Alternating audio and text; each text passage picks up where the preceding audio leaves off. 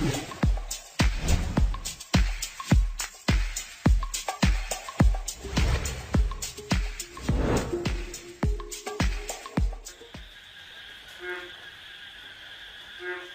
মূল উদ্দেশ্য হলো নফসকে পবিত্র করা, নফসকে জাগ্রত করা, রুহের সাথে বিলীন করে দেওয়া। খান্নাসকে জিহাদ করুন, খান্নাসকে বিতাড়িত। আল্লাহ রঙে রঙে মুস্তাকিমের রাস্তায় ধাবিত হন। সত্য সাগরে পবিত্র হলে আল্লাহকে আপনি স্বতঃস্ফূর্ত ভাবে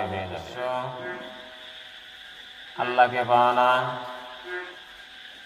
বেহেশতে যাওয়া না, প্রথমে নফসকে পবিত্র করা। যখনই নফস পবিত্র হয়ে যাবে, আপনি স্বতঃস্ফূর্ত ভাবে আপনি সব, ইটস দ্য ইউনিভার্সাল ডিউ, এখানে কোনো বাকি নাই, সব আপনি দুনিয়ার মধ্যে আছেন নগদ, সমস্ত কিছু করতেছেন নগদ, আর আপনার ফল পাবেন বাকি। It's not true. সাগরের ঢেউ যেমন ঢেউ খেলতে খেলতে কিনারায় এসে বিলীন হয়ে যায়, সেই রূপে আমার আপনার কল্প, অন্তর, হৃদয় মুর্শিদের কত।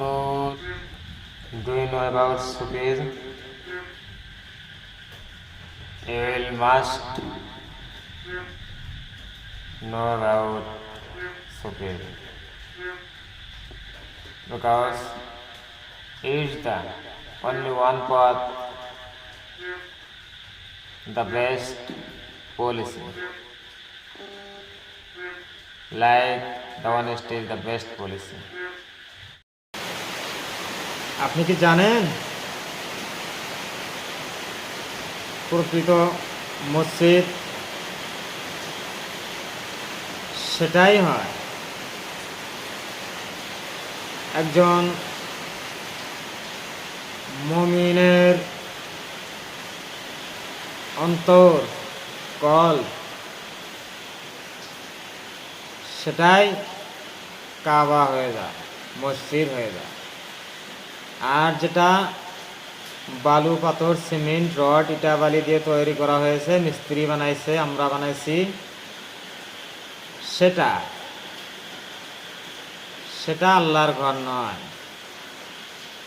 সেটা হলো আল্লাহর ইবাদত করা, উপাসনা করা ঘর, মসজিদ ঘর।